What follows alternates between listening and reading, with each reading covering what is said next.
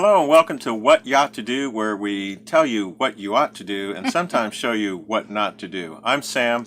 And I'm Rev, and we are currently going around America's Great Loop aboard the Here's To Us. The Here's To Us is a 504 cockpit motor yacht, and you can see a video of her if you haven't seen it already on our YouTube channel. But today we're going to tell you about our trip from Venice, Florida, where we stayed at a great marina for 3 days. Fisherman's Wharf. Fisherman's Wharf. And we went down to just outside of Cape Coral to anchor right off of St. James City for 2 nights.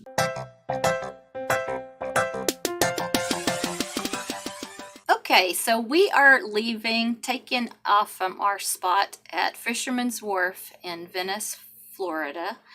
And I thought you did a really nice job getting us out of that slip. The main thing of getting out of this slip is it is right on the intra-coastal waterway. And you can watch out for manatees. Yeah, watch out for manatees and boats. And it was a very busy day, so we And hey, wait, that's a looper boat right next to us that's for sale, in case anybody's in the market. Yeah, actually we know the listing agent for that. It's a Curtis Stokes boat. Anyway, coming out of there, it was very busy. We had... you can see right there is the construction that's going on. And then the first bridge is right there. None of the bridges today, except for the swing bridge, the last one, did we have to ask to be opened. And this bridge, what we found out is the bridges have multiple names. This bridge is listed as the Hatchet Creek Bridge. But as we walked over that bridge, that's the bridge that we walked over to go to downtown Venice, we noticed that it was named something else, and then seemed like a third name for that bridge. Yeah, there are some times that we've done the loop that we wish we had bikes. I would have to say this was one of them. I mean, it was a nice walk, but we would have gotten there faster if we would have had bikes to go over that bridge and into the historic area of downtown Venice. Anyway, you can see there's plenty of clearance here. I think it was listed at 25. You can see our whip antennas, our VHF whip antennas there on the slant, just to the left of the picture there. There's one on each side. We just kind of put them down because the tippy top of those are about 20. Did you just say tippy top? Tippy top. The tip top of those antennas are about 21.5 feet, so sometimes we'll hit bridges that are 20 feet. Don't want to kind of drag those along there. Right. This is such a pretty area on the intracoastal waterway. I think it was on both sides. They have trails, so we would see people walking and riding their bikes, and it was just really beautiful. Now, this area did seem like bridge after bridge after bridge. Yeah, and I think this one was, I can't read that sign there, but I think it was the Magnificent Venice Avenue. Venice Boulevard. Yeah, and it's Venice Boulevard, but it's listed as the Magnificent Venice Avenue Bridge. And I'm sure there's some other name for it too if you dig deeper. Don't fish. Yeah, or dock. Yeah, or dock. But plenty of clearance over here. And we did see this sign. That was kind of freaked us out. You can get up to a $25,000 fine if you call the bridge, but you don't need it opened. Yeah, in other words, hey, you just kind of like to see the bridge open, but you don't need it open. Like if you're what? If you have an extra $25,000. If you're 10 feet tall and you call for a bridge open, that's a bad thing. Yeah. This is a place that, another bridge, why didn't we stay at this marina? Well, we had looked at staying there, but it's Marine Max of Venice, and they didn't have room. And I'm just glad that we stayed where we were because it was a great marina. Yes, it really was. But it was a backup plan at one point. Okay. This is the Circus Bridge. And I don't know why it's the Circus Bridge, but there's something to do with Venice and the Ringling Brothers. There's a history there that I'd like to know about. So if you know a little bit about that, you could add that to our comment section. One of the things that I plan to look up, but just having so much other fun. I love going under bridges. You can hear the rumble of the cars and the trucks, and the sound of it is just so moving. I don't know. I think it's cool. Yeah. So that was the Circus Bridge there. And the canal is just great. You can see people on bicycles going up and down the sides of the Yeah, canal. people seem to be very health oriented in Florida. Yeah, Venice was We should really probably hang out there more. neat place there. Another bridge. The last bridge on that This- Venice Canal was the Minnesota Bridge, and that one you can see the name there. But Yeah, again, I like the blue bridges too. yeah, didn't need to have that open either. So you can see that the canal is starting to open up a little bit wider Yeah. as we get out there. Birds, pelicans, they like to hang out on the railing down there, and we did see a lot of birds on this trip. Yeah. You can see the clearance marker there on the side. Oh, homes, giant homes, big boats in front, and I don't know, just really like seeing what's there on the shore. Yeah, you can tell it's kind of shallow. And this saw a bald eagle. We have waited since May to see a bald eagle, and we finally captured one, and it was just really sitting cool. on top of the marker there was perfect. And then next, traffic.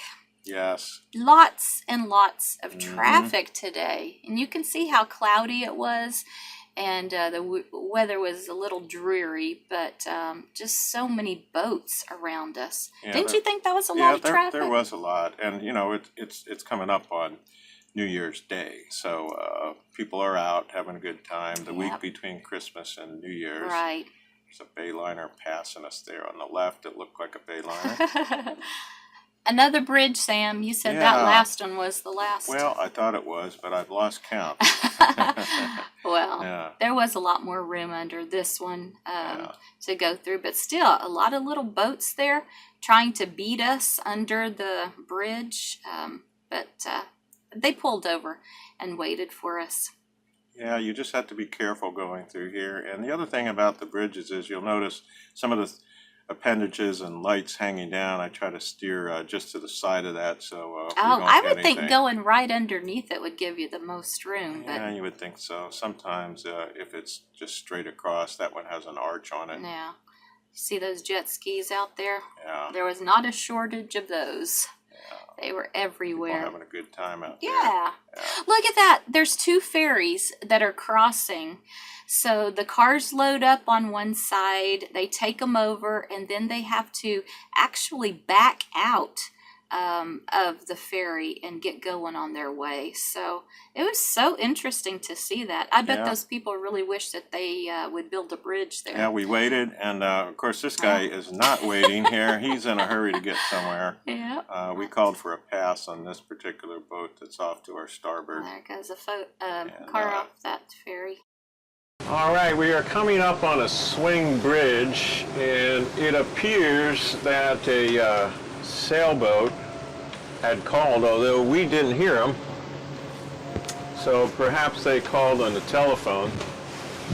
And so we're just going to keep clear of this sailboat here and allow the sailboat to go through, and then we'll go through after it. What's the name of that sailboat there? Can't read it. Well, perhaps we'll go through first.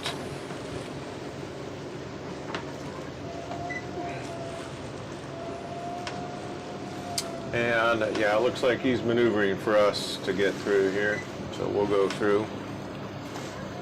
Is there room on him? No, Sam. There's another little boat coming up behind you.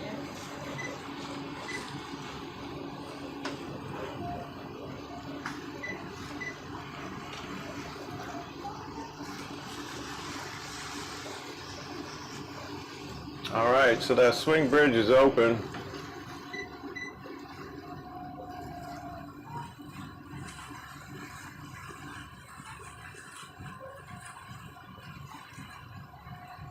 We didn't need to have it open, but a sailboat called because it's 22 feet. And if you can see the way that the bridge is shaped, if you go to the outer edges of it, you actually have another 3 feet there. So looking pretty good.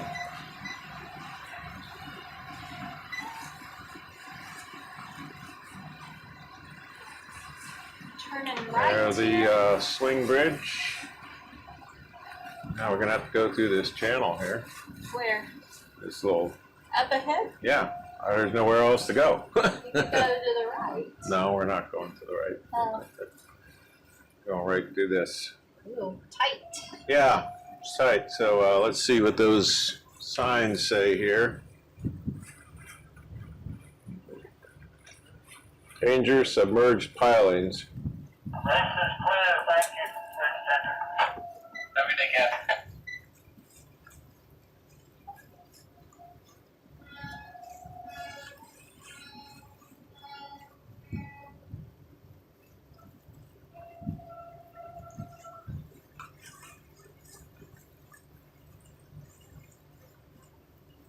This is the channel, huh? Yep.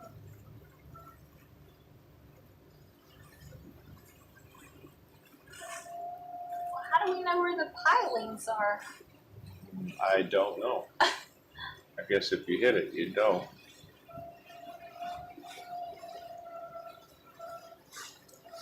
It's 12.6 feet there. So an interesting set of navigation challenge there. I didn't like And that. we're going to go to resume normal operation is what it says. Resume normal safe operation. So we are clear. And we'll just tell the bridge, Happy New Year. Boca Grande Causeway Bridge. Boca Grande Bridge. Yeah, Boca Grande Bridge is the here's to us. Just wishing you a Happy New Year. Thank you, Kevin. You too. All right, so Swing Bridge, Boca Grande, or Boca Grande, as he answered it. Swing Bridge.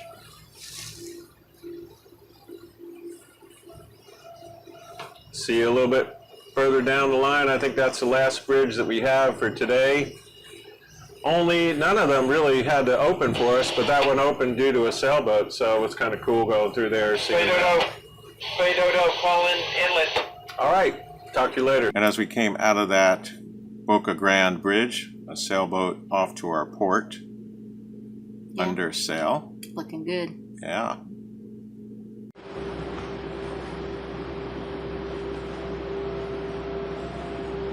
All right, we got a barge, or some kind of working barge, off to the starboard side here as we are finishing up our journey from Venice to our anchorage, where we're going to stay for 2 days, hopefully.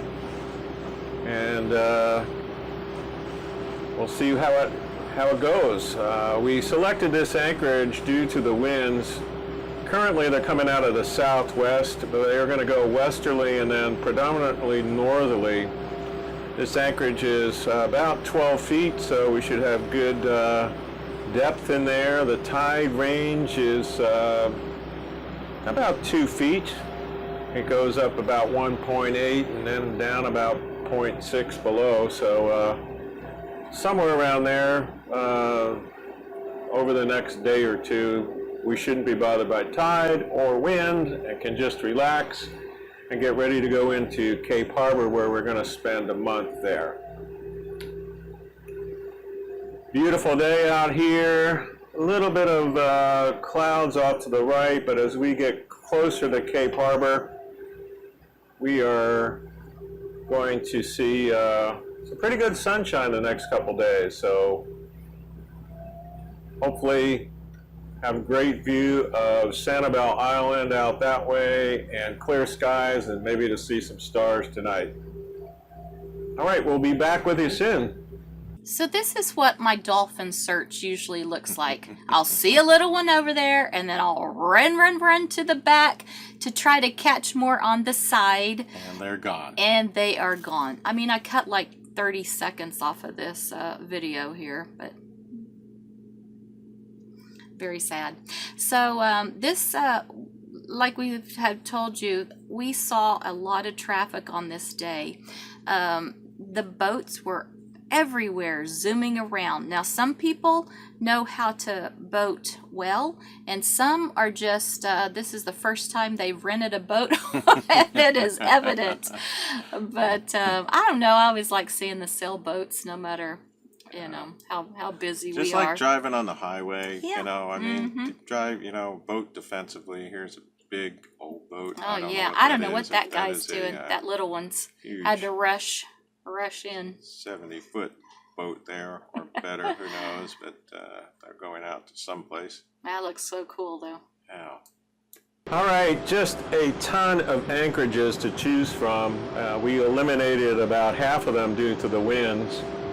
And then out of the ones that we had available to us for the winds, how they're going to essentially prevail from the north. They'll switch around to the west tonight, northwest, and then to the north. We selected an area that we'd be comfortable with for not only the depth, you know, but the tide and proximity to where we're going. So what we're going to do is, you can kind of see our route here. Here's where we are, and it's very tempting to kind of take this shortcut in here. It says 7-8 feet of water. We are in a rising tide. We're a foot above. That's very tempting to take the shortcut and go in here. However, we're going to stick to the planned route, just from a safety perspective. That's where it's drawing it, and I'm more comfortable with going in that way and kind of scouting out this area as well. So we'll proceed up to this way and turn at that marker, come in and scout things out. But we should have about 10 feet of water there, so we'll end up probably putting about 70-80 feet of road out there. We have all chain, so should be a good time. We'll let you know when we're set. So we did get set and started watching the show of a boat coming, working the crab pots. Well, that anchorage was kind of tricky because there was a line of crab pots in front of us and a line behind us, so we were wedged right in there. It was so interesting. They feed the pelicans so they'll go away, and then they pull up the trap so they can harvest, I guess. Yeah, and as I mentioned, we had to anchor first. We were kind of pointing to the south into the wind. So we stayed 2 nights here, December 30th and December 31st. And this happens to be the last sunset of 2019. So we got to end in the evening with a beautiful sight. This has to be, I guess, one of our most low-key New Year's Eves ever. Yeah, it was. It was Very great. peaceful. And it was great to see the stars out. And we also saw fireworks off in the distance. Yeah, a very great end to 2019. Hey, thanks for coming along with us on our short trip from Venice, Florida, down to our anchorage just off of St. James City, where we stayed for the last 2 nights of 2019. Right. If you like this channel, give us a like, and also consider subscribing if you're not already a subscriber. And hit the bell. You'll get notified every time we put out a new video. Yeah. I also write a blog post to go with each and every one of these videos. Great blog post. And you can find those at whatyachttodo.com. So. Yeah. So anyway, we'll see you next time on What You Ought to Do, or What You Ought to Do, or What Not to Do. All right. See you. Bye.